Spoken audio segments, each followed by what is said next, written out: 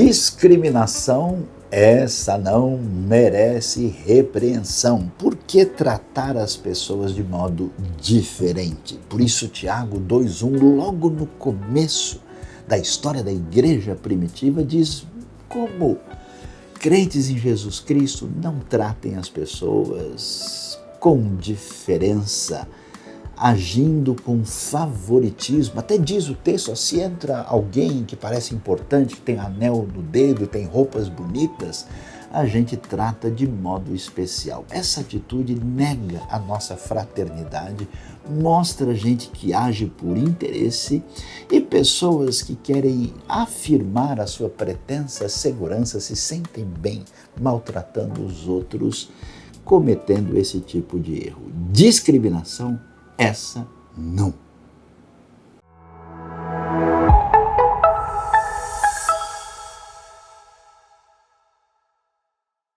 Olá, seja muito bem-vindo a mais uma celebração aqui no IBNU.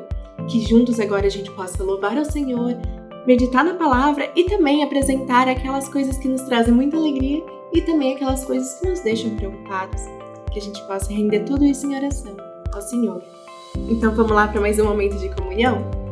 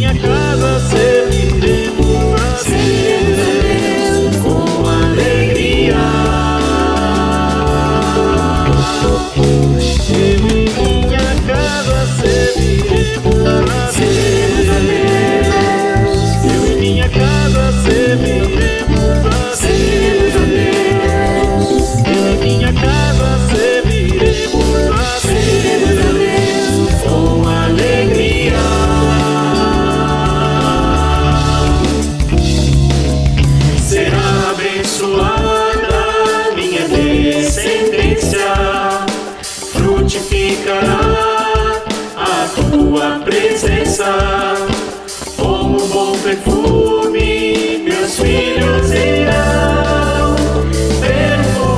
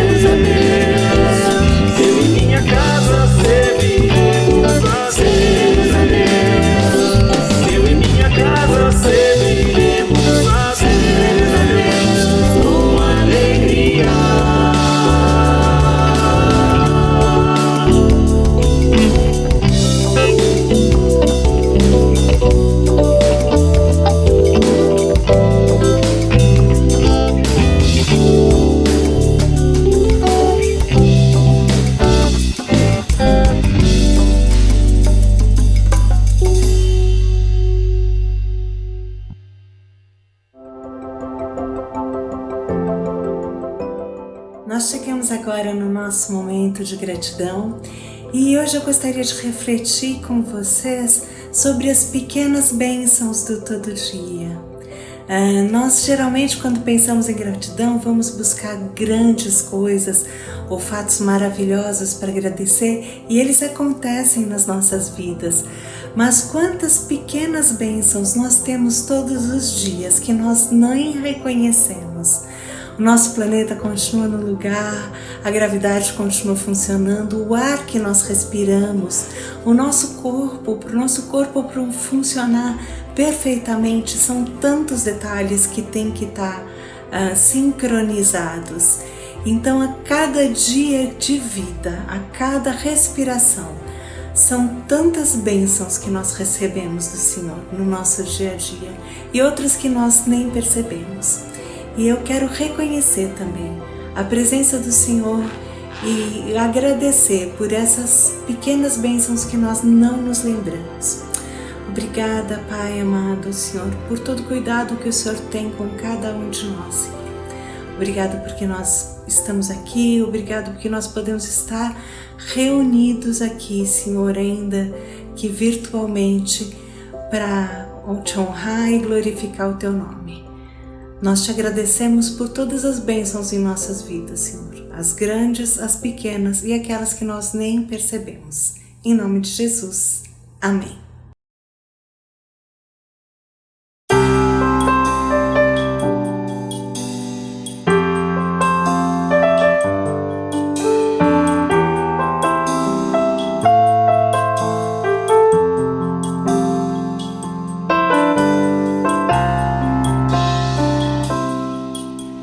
Sonda-me, Senhor, e me conhece.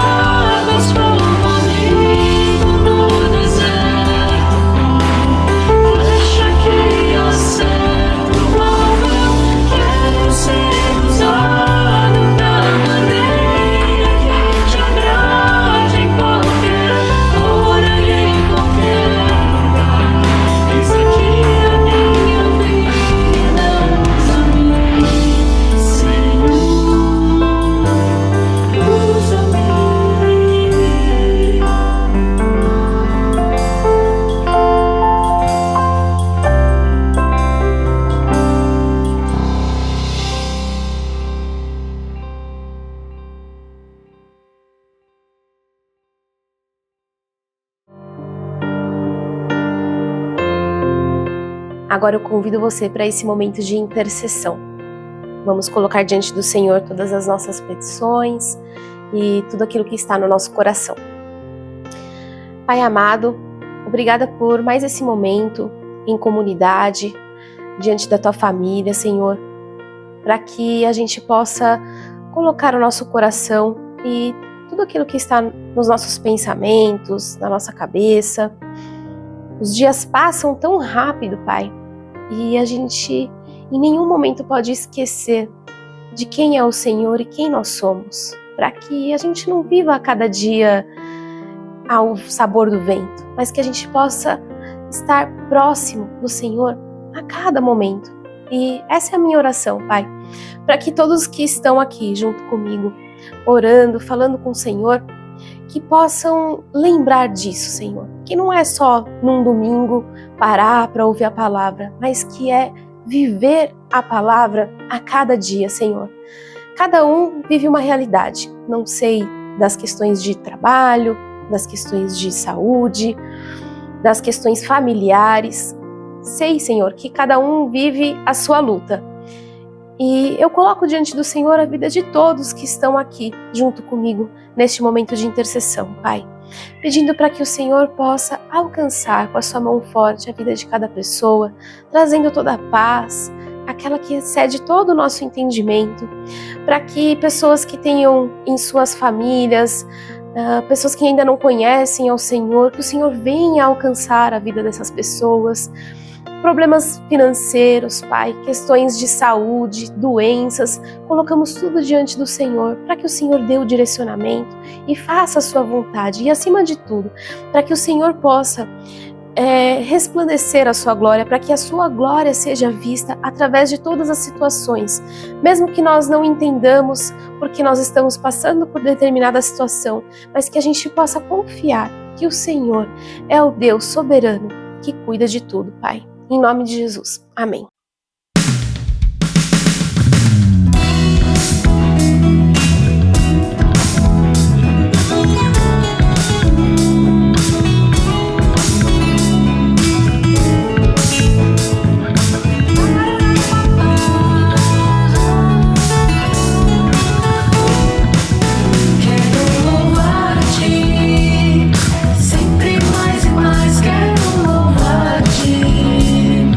Sempre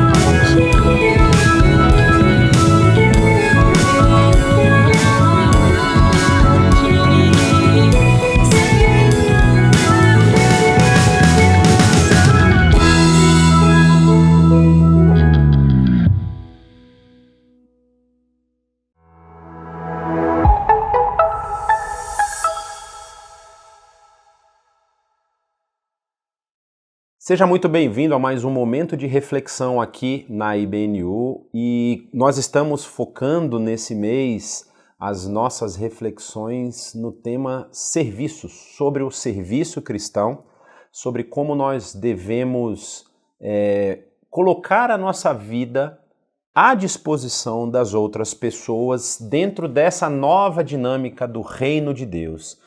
E muitas vezes a gente pode pensar, pode conectar esse tipo de comportamento, essa visão, essa transformação da nossa caminhada ao que Jesus fez na cruz, ao que Jesus fez enquanto Salvador da humanidade. Quando ele vem, ele se coloca na posição máxima de servo, que é o que nós lemos, por exemplo, lá na carta do apóstolo Paulo à igreja em Filipos, a famosa carta aos Filipenses, lá no capítulo 2. Não sei se eu já mencionei isso aqui, mas eu posso mencionar de novo. Para mim é o texto mais fantástico da Bíblia. Muita gente gosta do famoso João 3,16, onde fala do amor de Deus por toda a sua criação, pelo cosmos, né? Pelo cosmon que está escrito ali no grego. E ele o amou de tal forma que deu o seu próprio Filho para que todo aquele que nele cresce não pereça, mas tenha vida eterna. Mas esse trecho especificamente de 2, ali, Filipenses capítulo 2, versos 5 até o verso 11, que parece ser, na verdade, um hino que era cantado pela igreja primitiva, que vai dizer que a nossa atitude deve ser igual à atitude do Filho de Deus, de nosso Senhor e Salvador Jesus Cristo, que, embora sendo Deus, não julgou que o ser igual a Deus era algo que deveria se apegar, mas ele se esvazia. Uma palavra grega que se tornou um conceito teológico, a famosa kenosis, o esvaziamento de Jesus. E o esvaziamento ele é completo e total, porque o texto vai dizer que ele ali se esvazia da sua potencialidade divina, não deixando de ser Deus, mas não usando isso em seu favor. E ele vai se tornar, vai assumir a figura de doulos no grego, servo. Ele vai se tornar servo e como servo vai chegar à pior morte que havia no seu período, na sua época, que era a morte para um estrangeiro contrário ao governo romano, a famosa crucificação. E aí a gente não vai entrar no tema da crucificação aqui, porque existem inclusive documentários, você pode procurar aí no Discovery, você pode procurar no National Geographic, eles fazem documentários para explicar a crueldade desse processo de morte, a crueldade desse sistema de execução romano, que às vezes levava dias. Você imagina ficar pendurado, amarrado, colocado numa cruz por dias e você vai perdendo a sua capacidade respiratória. No caso de Jesus, houve ali alguns processos que adiantaram a sua morte. Por exemplo, ele teve as suas mãos e os seus pés perfurados por pregos para ser crucificado, o que fez perder muito sangue. Também teve a sua lateral do corpo perfurado, o que também pode ter acelerado o processo. E aí diz que esse período que ele fica ali na cruz, que é mais ou menos um período de 9 horas, né? Porque ele começa de 6 horas, na verdade, começa nas 9 da manhã e vai até as 3 horas da tarde, que é o período que a Bíblia menciona da crucificação de Jesus. Mas, quando a gente vai avaliar o que a Bíblia apresenta, Jesus mesmo vai ter um momento da sua trajetória em que ele está conversando com os seus discípulos e para aquelas pessoas que acompanhavam esses discípulos. E ele vai explicar sobre esse novo reino, sobre as formas como esse novo reino se apresenta, que na verdade são ecos da formação original da criação, da formação original lá do Éden, o que Deus tinha estipulado como determinações para que Adão pudesse seguir, Adão e Eva, no caso, que eram os responsáveis por cuidar do Éden, deveriam seguir e deveriam fazer ali na multiplicação das nações, ou seja, o que foi colocado para Adão e Eva era referência para todas as nações que viessem a ser geradas a partir deles. E quando Jesus mostra isso, já no Novo Testamento, ali os evangelhos, cada um vai pegar de uma forma diferente apresentando isso, mas quando Jesus vai apresentar isso já no Novo Testamento, ele na verdade não está inventando uma coisa nova. Ele está simplesmente retomando os elementos iniciais que foram colocados lá desde o Éden. E é muito interessante porque a gente vai falar hoje sobre esse tema, que é uma pergunta que ressoa na história, ecoa nos tempos e em todas as localidades, que é a seguinte: onde você estava quando eu mais precisava? E a gente vai falar a respeito disso baseado num trecho do Evangelho de Mateus, em que Jesus ele vai apresentar a leitura, vamos dizer assim, a expressão máxima dessa leitura social que ele faz, e ele vai falar no final do Evangelho, no capítulo 25, a gente vai ler aqui na NVI, no capítulo 25, exatamente a respeito dessa postura esperada das pessoas que pertencem a esse reino. E olha só que interessante, a gente vai ver aqui no capítulo 25 do Evangelho de Mateus, já no final do capítulo 25, a partir do verso 31. E o que o texto vai nos dizer?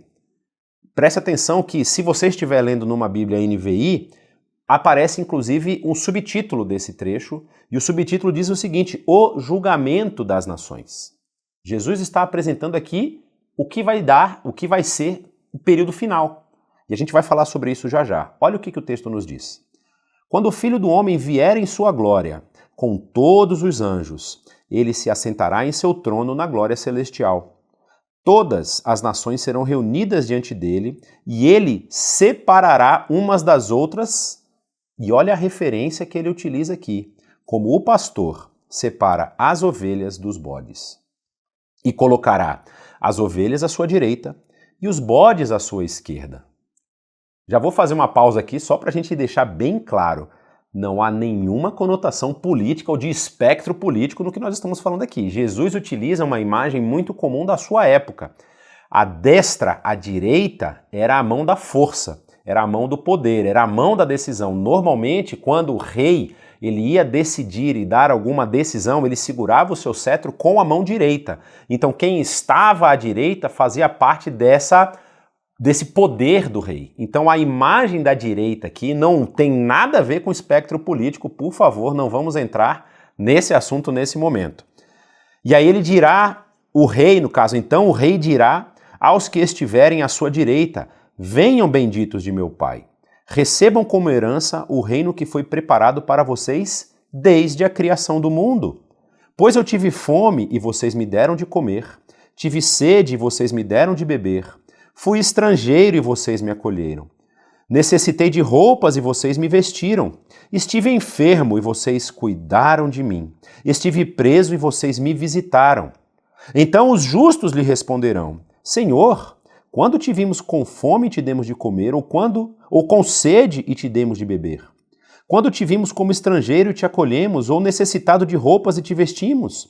Quando te vimos enfermo ou preso e fomos visitar-te? O rei responderá: digo a verdade, o que vocês fizeram a algum dos meus menores irmãos, a mim o fizeram.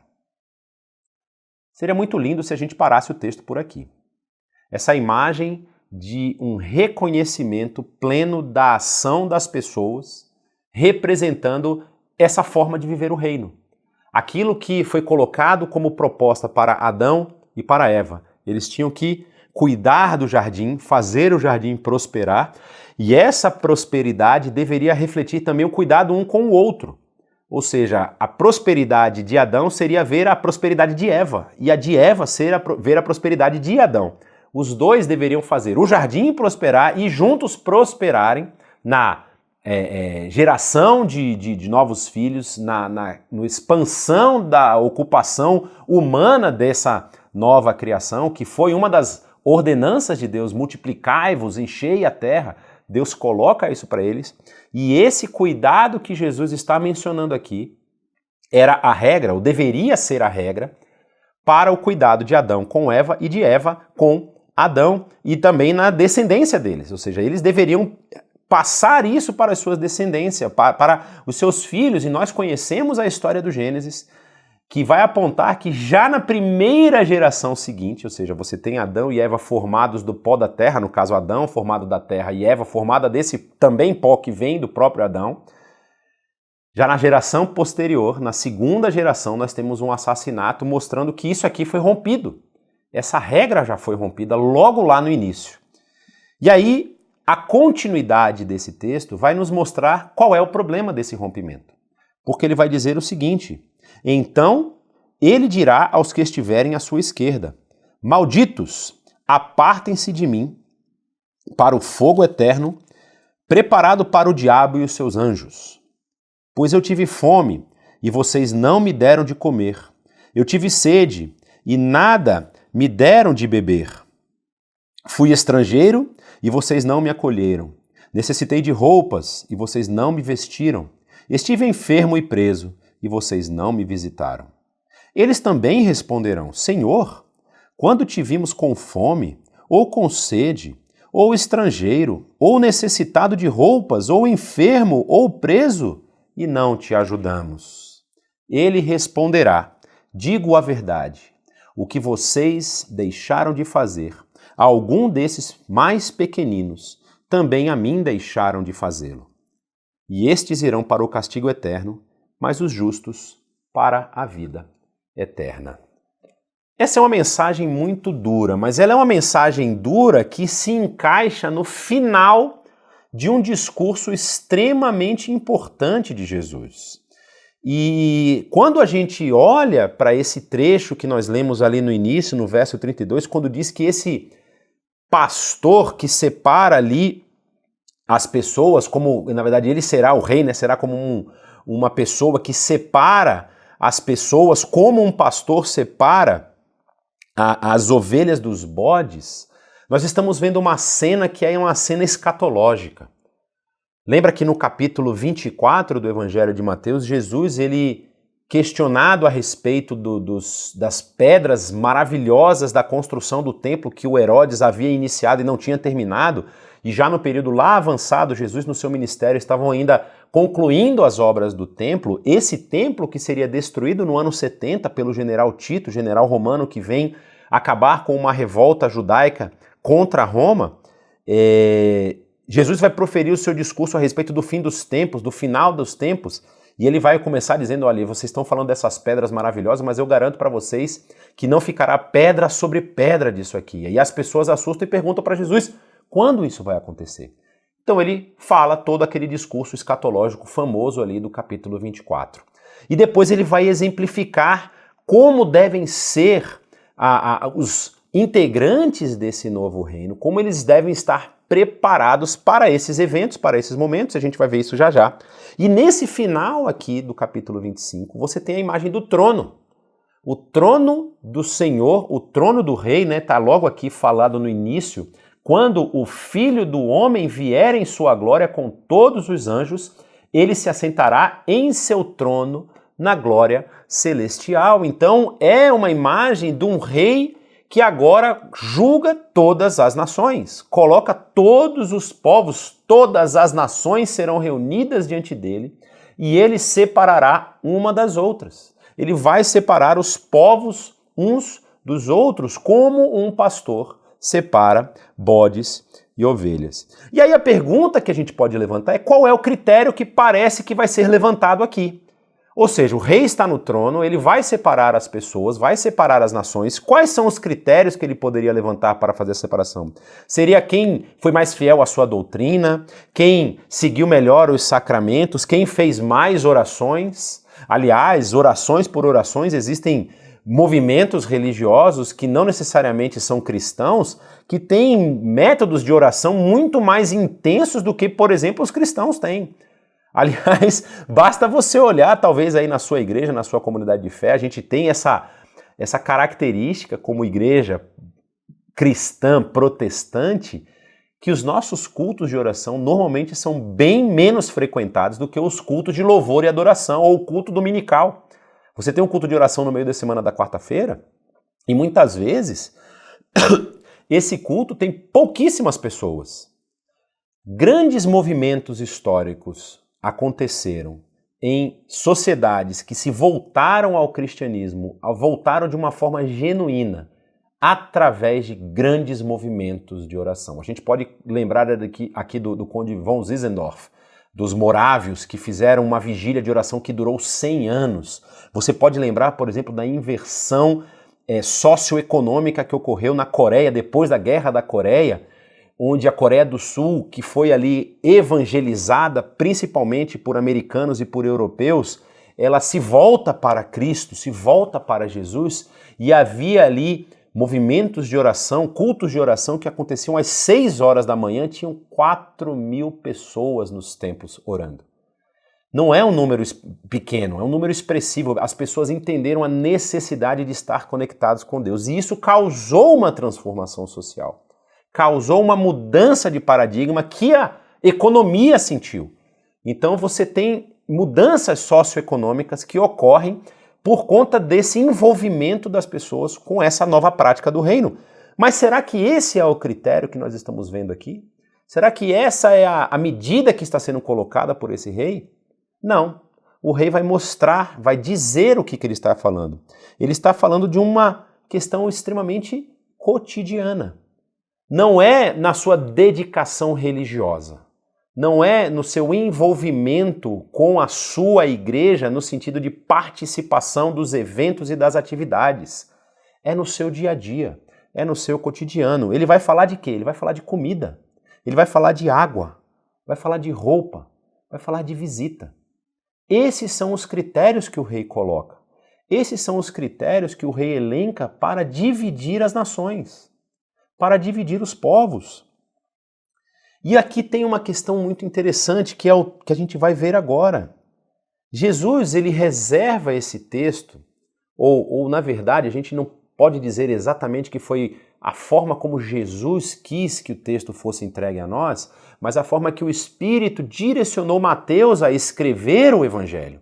Porque o Evangelho de Mateus, ele é dividido em 5 grandes discursos de Jesus. A gente tem ali um paralelismo entre o Evangelho de Mateus e a Torá, porque no entendimento da dinâmica da escrita dos evangelhos, cada evangelho tem ali, principalmente os evangelhos que são chamados de sinóticos, são aqueles que são as sinopses. E esses evangelhos sinóticos contam basicamente a mesma história nas suas 3 partes, ou seja, Mateus, Marcos e Lucas, cada um de uma perspectiva, mas eles estão ali contando basicamente a mesma história. E o Evangelho de Mateus especificamente, ele parece estar focado em apresentar esse Jesus como o novo Moisés. Jesus é aquele que vai apresentar a nova leitura da Torá, não uma nova lei, porque ele não vem para criar uma nova lei, nem para abolir a lei que já existia. Ele vem cumprir essa lei, como ele mesmo vai falar no Sermão do Monte. Ele vai dizer isso, ele não vem para abolir a lei, mas eu vim para cumprir a forma como ela deveria ter sido cumprida por vocês.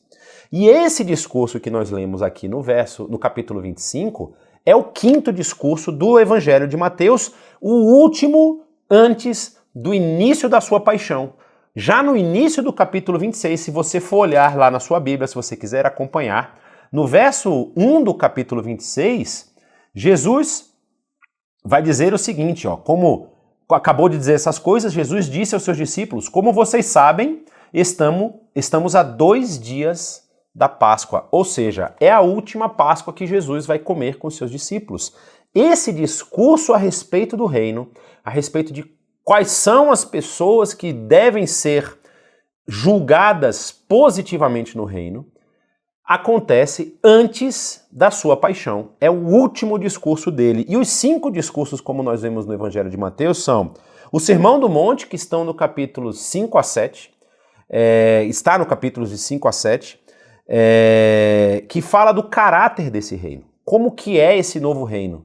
Moisés apresentou a lei que apontava para o relacionamento com Deus. Agora, Jesus, esse novo Moisés, traz o Deus para o meio do povo. Ele restabelece esse reino no meio do povo.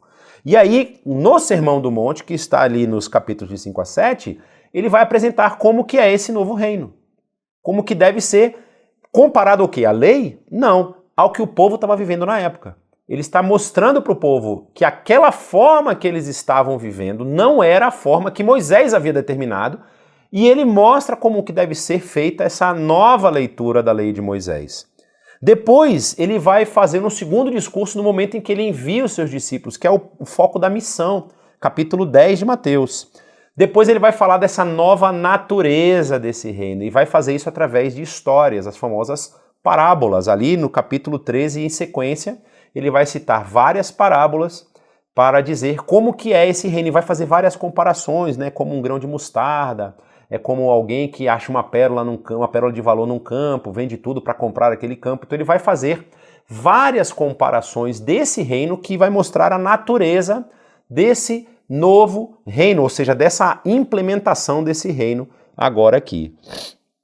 Já no capítulo 18 ele vai falar sobre essa comunidade do reino, ou seja, quais são as relações do reino, como que as pessoas que pertencem a esse reino devem relacionar-se umas com as outras.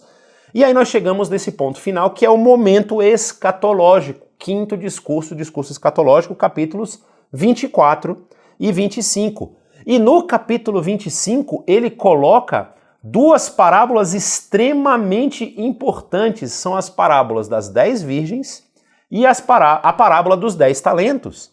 E muitas pessoas querem colocar as duas parábolas como sendo a mesma coisa, ou dizendo a mesma história, mas na verdade elas são complementares. Por quê? Aquela famosa parábola das 10 virgens, que 5 estão com azeite na sua vela, lá na sua lâmpada, e 5 estão sem azeite, mostram justamente essa ideia de prontidão. Você tem que estar preparado para quando esse reino vier, ou para quando esse noivo chegar. Vocês têm que estar com os seus equipamentos prontos. E aí, a parábola dos 10 talentos foca no quê? Na fidelidade desse reino. Você precisa ser fiel até o final. Você não sabe quando o seu Senhor vai voltar. Então, se você está pertencendo a esse reino, se você entende que você agora faz parte dessa nova realidade, você deve viver de uma forma que não seja encontrado em débito ao seu Senhor quando ele voltar. E aí ele conclui com a figura que talvez seja um pouco destoante dessas primeiras, a prontidão, a fidelidade. Agora ele vai falar da compaixão. Ou seja, o reino não é sobre riquezas. O reino não é sobre posses. O reino não é sobre adquirir muitas coisas, sobre você conquistar muitas coisas, sobre você estar no topo da cadeia social, sobre você exercer influência, poder e autoridade sobre muitas pessoas. É sobre você ter compaixão das pessoas. É sobre você agir como o Senhor do reino agiu. Como esse que desceu dos céus, se esvaziou, se colocou na função de servo, fez, assim você deve fazer. Esse é o critério levantado pelo rei para dividir os povos. Esse é o critério. E é interessante porque quando a gente vai falar desse critério da compaixão, ele vai mencionar, como eu disse para vocês aqui, vai falar de comida, vai falar de água, vai falar de vestimentas, de roupa, vai falar sobre visita. E o que vai acontecer com ele a partir do capítulo 26, Mateus colocando na sequência desse trecho? Vai justamente lhe faltar todas essas coisas. Quando ele for preso, ele não vai ter mais comida. Ele não vai poder beber água, inclusive ele bebe fel, uma mistura de fel com água que é dada numa esponja para ele beber na cruz. Ele não tem mais a água. Ele estava com sede e não lhe deram de beber. Ele estava com as suas vestimentas que foram arrancadas.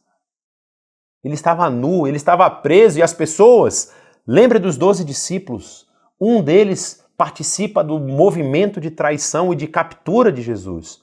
O outro que o seguia de longe o nega 3 vezes. E a pergunta que se levanta é, e os outros 10? Para onde eles foram? Não visitaram quando ele estava enfermo e preso, fugiram, se esconderam. Isso tudo que Jesus está apontando nos versos finais do capítulo 25, acontece com ele. Isso é de assustar. Isso é de nos deixar, às vezes, com a orelha em pé. O que Jesus está querendo nos indicar aqui? E pode parecer, lendo esse texto no final do Evangelho de Mateus, que Jesus, depois de ter vivido tudo aquilo que ele viveu com seus discípulos, de ter ensinado, então ele está apontando um novo caminho. Olha, o caminho é esse aqui. Mas, na verdade, quando a gente analisa o texto bíblico, Jesus, como ele mesmo vai dizer, ele não está reinventando a roda. Ele não está criando novamente algo que já existia. Ele está apontando para a realidade ignorada do povo. Vocês que deveriam estar seguindo a lei, deveriam saber dessas coisas. Eu não estou criando uma novidade, criando uma coisa nova. Eu estou mostrando para vocês o que a lei sempre disse. Olha só, verso 17 do capítulo 5, lá no meio do Sermão do Monte, Jesus vai dizer: não pensem que eu vim abolir a lei ou os profetas. Não vim abolir, mas eu vim cumprir. O objetivo aqui era o cumprimento dessa lei. Ele vai falar sobre a pessoa que é estrangeira, que deveria ser cuidada, tratado como um natural da terra. Isso está lá em Levítico capítulo 19. A pessoa que estivesse faminta, até mesmo despida, nua. O texto de Levítico, também Deuteronômio, vai falar sobre uma prática da colheita, dizendo: não colham até o canto da sua lavoura. E não voltem atrás para pegar as espigas que caíram. Deixe isso para aquele que está faminto. Deixe isso para aquele que está necessitado. De repente ele pode juntar as espigas caídas, vender e comprar algo para si que ele necessita.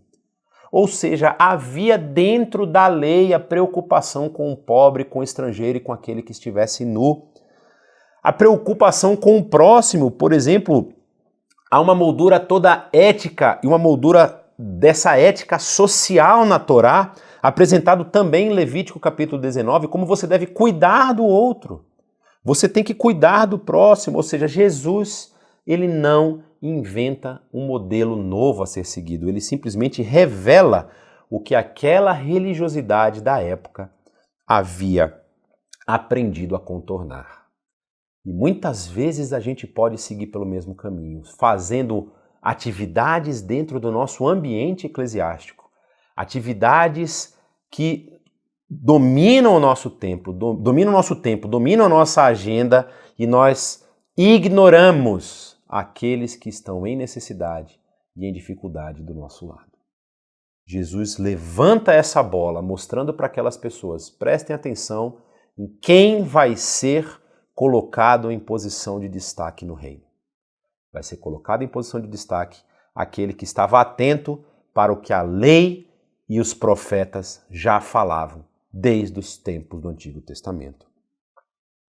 E é muito interessante, porque quando a gente vai ver essa expressão de cuidado no Antigo Testamento, essa expressão que Jesus coloca nesse texto, a gente vai ver grandes profetas falando sobre isso. Isaías, por exemplo, lá no capítulo 58, verso 7, vai dizer: não é partilhar sua comida com o faminto, abrigar o pobre e desamparado, ou vestir o nu, que é exatamente executar aquilo que Deus quer, e não apenas fazer sacrifícios ano após ano, dia após dia, semana após semana, como uma forma de você estar quites com Deus, de você estar sem nenhum débito com Deus.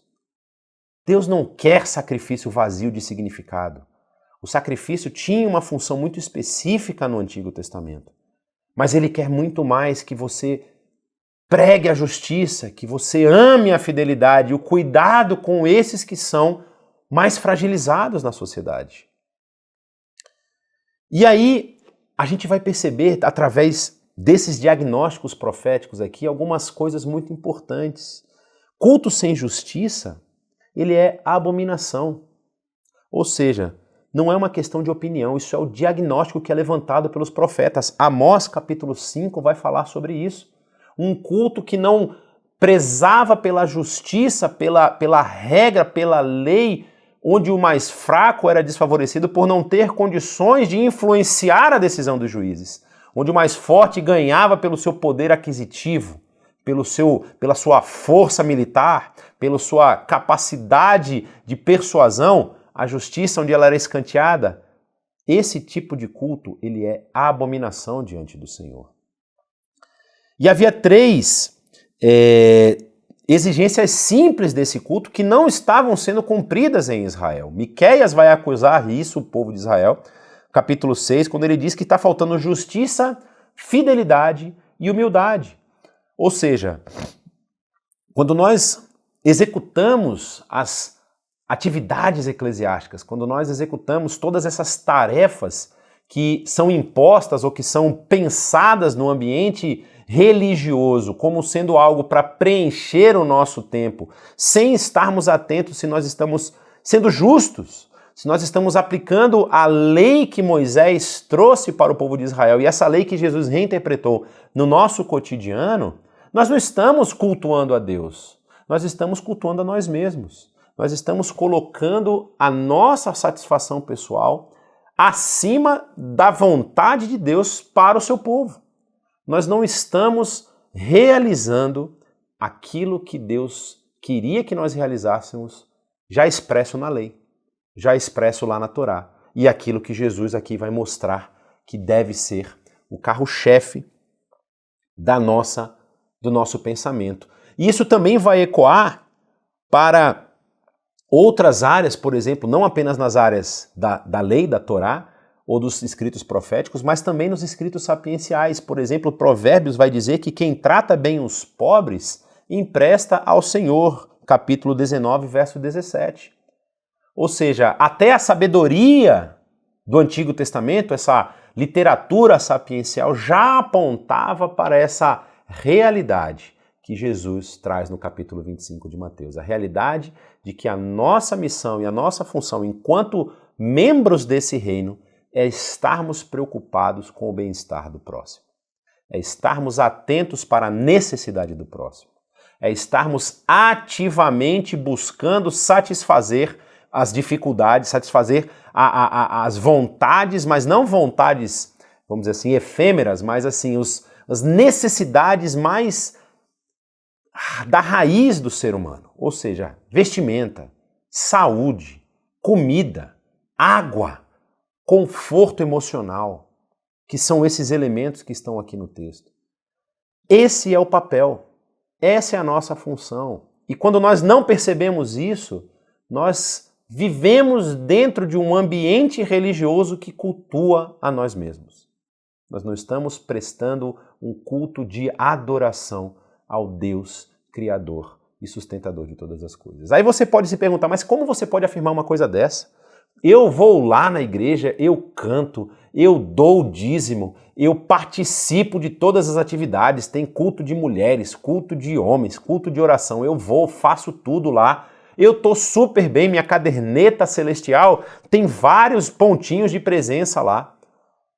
Mas se você está fazendo isso porque você está barganhando com Deus, no sentido assim, se eu parar de fazer, Deus vai ficar bravo comigo, você não está cultuando Deus. Você não está adorando a Deus. Por quê? Eu vou fazer uma analogia com a paternidade aqui. Quando nós temos filhos, o maior desejo nosso, e a gente nem sempre está certo não, tá? Não estou querendo dizer que pai e mãe está sempre certo não. Mas assim, o nosso desejo é que os nossos filhos nos obedeçam quando nós sabemos que o que nós queremos para eles é o melhor. Não estou falando de questão, por exemplo, assim, de decisão que é trivial, no sentido assim, eu vou deixar o meu filho escolher qual roupa que ele vai usar, mas eu quero que ele use a roupa preta. Se ele escolher azul, eu vou ficar muito chateado. Não é esse tipo de coisa. Mas, por exemplo, meu filho quer só comer biscoito e bolacha e coisas que vão trazer para ele um problema na saúde. Agora, eu sei que se ele tiver uma alimentação balanceada, a saúde dele vai melhorar, ele vai ter mais disposição para brincar, para aprender. Eu estou numa idade que você sabe que eu estou bem na fase ali das crianças brincando, né? Então, 6 anos tem minha filha mais velha e o meu filho mais novo agora acabou de completar 1 ano. Então, assim, nessa fase você está preocupado com isso. Como é que está a saúde da criança? Se ela está se alimentando bem. No caso da minha filha mais velha que já está na escola, se ela está absorvendo bem os conhecimentos que estão sendo passados para ela. E quando a gente pensa nisso, qual é o nosso desejo? É que o nosso filho, a nossa filha, os nossos filhos, eles absorvam a nossa decisão como algo bom para eles. Mas nem sempre é o que vai acontecer. Às vezes o filho vai desobedecer, vai ter uma decisão própria que é contrária ao que a gente está pensando. E aí você coloca no prato dele aquele prato verde bonito, com várias outras cores ali, bem colorido, a salada bem colorida, sabendo que aquilo faz bem para a criança, com moderação, obviamente, e ela diz que não quer comer porque não gosta do sabor, não gosta da textura, não gosta de alguma coisa. A pergunta é, essa obediência, ela deve representar, vamos dizer assim, essa relação de amor entre o pai e o filho? Será que o meu filho, eu vou deixar de amar o meu filho, no caso, se ele não quiser obedecer aos meus comandos? Da mesma forma, nós podemos fazer essa analogia, Deus não deixa de nos amar quando nós não entendemos isso aqui. Mas Deus deixou registrada a sua vontade. Assim como eu tenho na minha vontade o melhor para o meu filho, eu devo ter, eu quero que o meu filho se dê bem, eu quero que o meu filho se desenvolva, eu quero o melhor para ele, Deus quer o melhor para os seus filhos. E o querer o melhor para os seus filhos passa justamente em deixar registrado para esses filhos tudo aquilo que vai ser positivo para eles, que vai trazer benefício na sua vida. Então Deus, por exemplo, avisa a Israel, não se misturem com os cultos pagãos, porque isso não me agrada. E Israel, e ele deixou muito claro, se vocês se envolverem com eles, vocês vão perder o direito da terra que eu dei a vocês. Israel não ouve. Por isso nós vemos os profetas falando tantas vezes a respeito disso. E Israel vai ser expulso da terra que Deus havia dado a eles.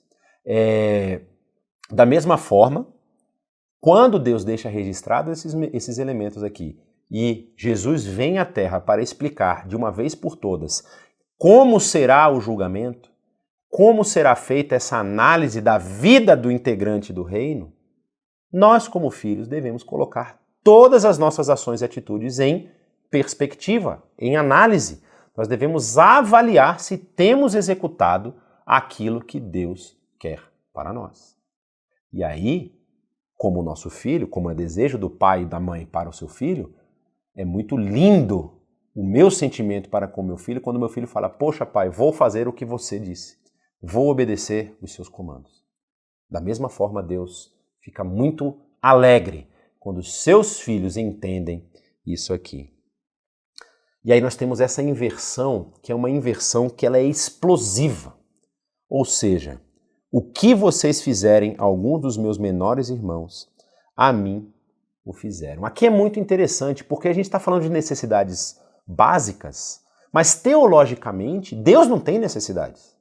Como assim a divindade tem necessidades? Ele tem necessidade de se vestir? Ele tem necessidade de alimento, de beber água, de ser visitado, de receber ali conforto emocional? Será que Deus ele se sujeita a esse tipo de categorias? Aqui é uma inversão, vamos dizer assim, ontológica. É uma identificação ontológica. Jesus se identifica com esse necessitado, pobre, cego, nu, como ele vai mencionar lá em Apocalipse também, quando ele vai mandar a carta para a igreja em... Eu esqueci qual das igrejas que ele manda essa carta, quando ele diz, para a igreja em Laodiceia. Quando ele vai mandar para a igreja em Laodiceia, ele vai falar que ela está cega, ela está nua, porque ele se identifica com esse necessitado. E ele levanta esse ponto. Você tem que enxergar isso no outro. Ele vai declarar, ou seja, quando ele vai ler o trecho lá de Isaías em Nazaré, qual é a sua missão aqui? Você lembra disso? Ele vai dizer que ele vem pregar boas novas aos pobres e liberdade aos presos. Ele vem exatamente para transformar a vida e a situação dessas pessoas. E aí, nesse momento, a pessoa que está vivendo no reino está sendo colocada diante dessa situação. Você cuidou do pobre? Você cuidou do necessitado? Você teve uma dedicação na sua vida para abençoar a vida dessas pessoas? Para ajudar essas pessoas? Se você fez isso, você fez a mim. E é muito interessante que isso, justamente, esses elementos que ele levanta aqui são as identificações das cicatrizes que ele vai carregar na cruz. Ou seja, ele está preso, está nu, está sedento e está rejeitado. Ele se identifica diretamente com essa situação do pobre.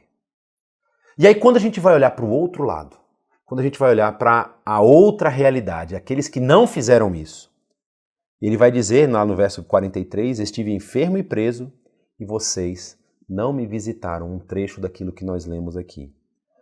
Se a gente for pensar por que esses condenados estão sendo condenados, a gente pode até imaginar, mas eles não fizeram nada de grave. Eles não saíram matando, não são homicidas, eles não são pessoas cruéis. Eles simplesmente viveram a vida deles. Eles seguiram a vida e não fizeram nada.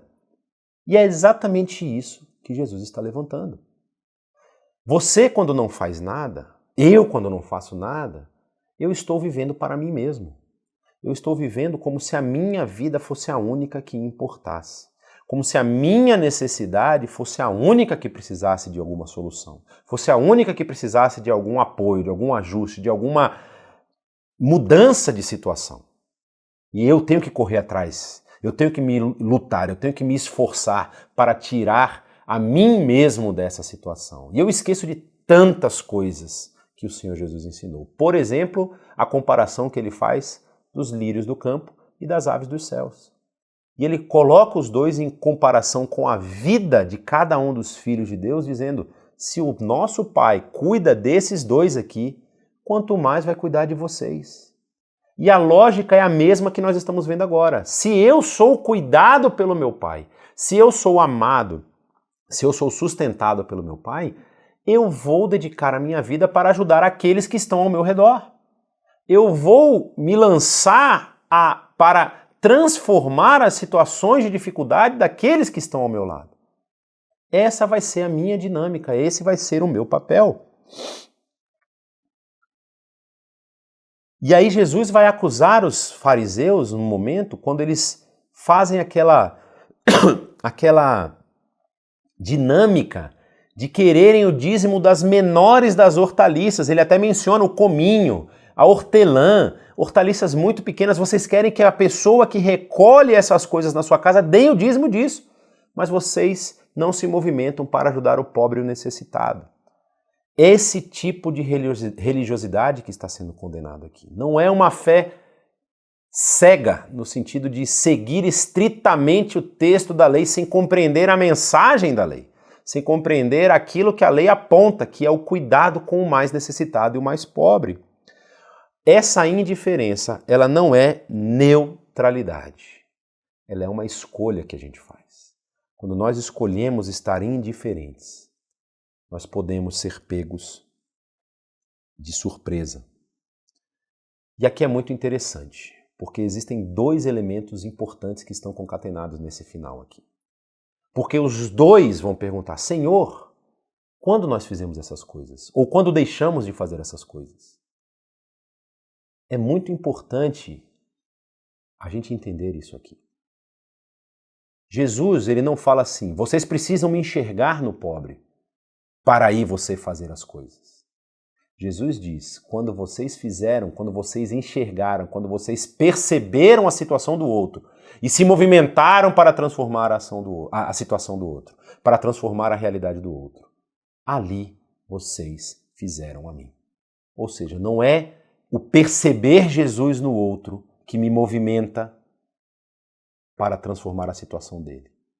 É o perceber Jesus em mim. É o perceber a transformação que ele causou em mim que me movimenta para transformar o outro, para mudar a situação do outro. E isso é tão importante, tão interessante, porque isso não necessariamente vem pronto no momento da nossa transformação, no momento em que nós passamos a entender que Jesus é o nosso Salvador, no momento em que nós passamos a entender que Ele transformou a nossa vida e agora nós temos um caminho diferente para seguir. Não é assim que a coisa acontece, não é da noite para o dia, não é imediato, mas é um caráter que se forma. É um caráter que vai se desenvolvendo ao longo da nossa caminhada. E é muito importante a gente perceber isso aqui. Porque nós podemos estar numa situação em que a gente não está vivendo isso. A gente não está executando essa missão, essa tarefa que nos foi passada. Nós estamos vivendo de uma forma muito ensimismada. E muitas vezes é involuntário. Nós estamos massacrados pelas pressões externas. Nós estamos massacrados pela propaganda, pela necessidade de ser algo para os outros, de parecer ser alguém, de nos colocarmos numa posição de destaque na sociedade. E esse peso que age sobre nós nos leva a nos fecharmos em nós mesmos, a nos reinventarmos, a aparecer lá na frente como pessoas diferentes, que devem ser admiradas, que têm agora poder, status e fama. É isso que o ambiente social que nós estamos vivendo tem impulsionado. Você tem que ter sucesso, você tem que ter cliques, você tem que ter pessoas curtindo as suas postagens. E há um outro lado também dessa mesma situação, que são as pressões psicológicas. Às vezes a gente se acha incapaz, Às vezes nós estamos enfrentando lutas, dificuldades, dores internas e nós não conseguimos levantar os nossos olhos para ver a necessidade do outro. Nesses dois casos, a solução é a mesma. A solução é olhar para Jesus.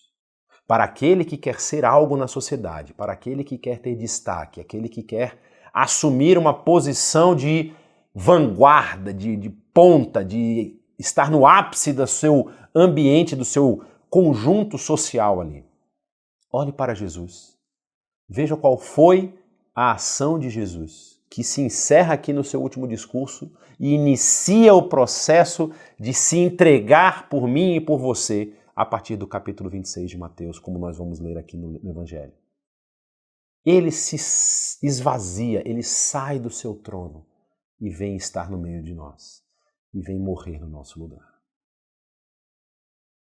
E para você que está enfrentando dificuldades, lutas pessoais, pressões internas da sua mentalidade, da sua cabeça, se achando incapaz de realizar qualquer coisa, fala a mesma coisa. Olhe para Jesus.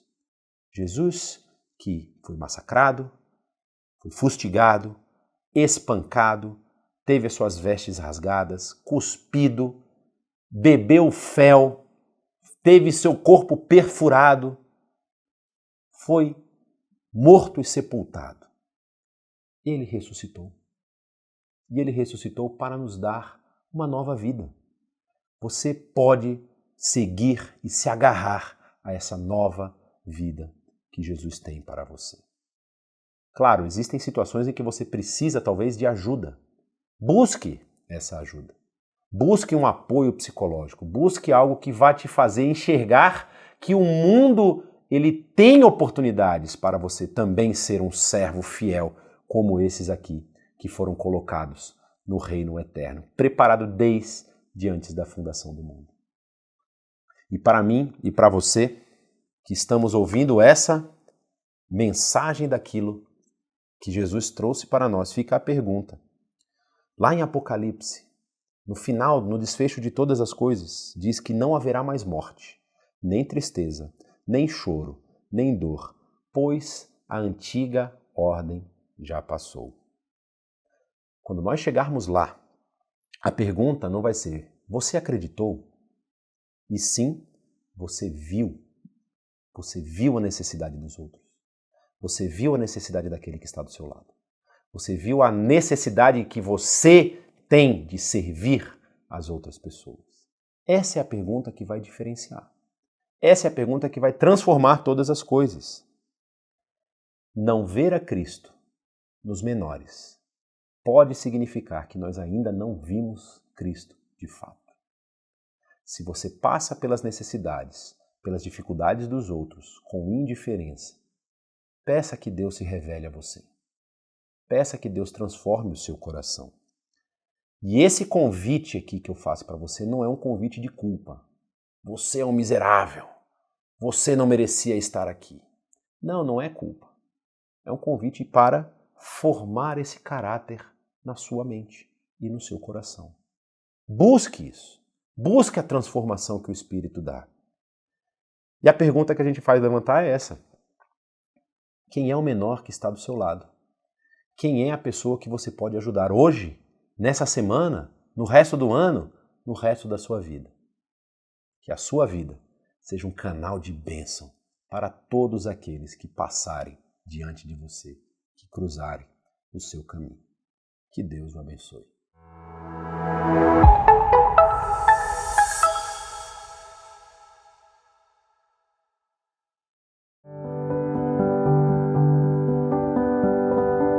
Deus seja louvado por tudo que a IBNU tem feito e hoje estamos diante de um grande desafio. Estamos de fato necessitados para atingir todos os nossos objetivos humanitários, missionários, da contribuição de todos aqueles que de coração nos enviam seus dízimos, ofertas, contribuições para fazer diferença no reino de Deus.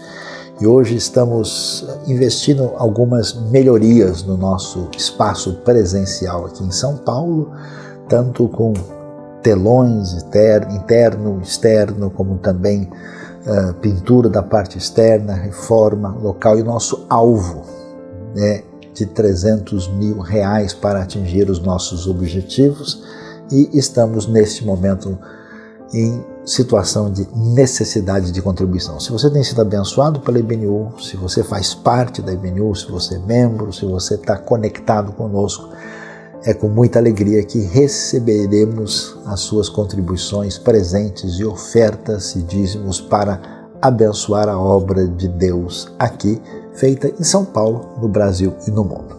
Deus bondoso, Pai amado, obrigado pelas bênçãos que o Senhor nos dá, inclusive na nossa caminhada econômica, na nossa vida profissional. Pedimos que o Senhor abençoe todas as contribuições que serão enviadas para servir a Ti, para ampliar e prosseguir em fazer aquilo que tem a ver com a obra do Teu reino. Nós te agradecemos, te louvamos e te pedimos a Tua bênção sobre todos nós, em nome de Jesus. Amém.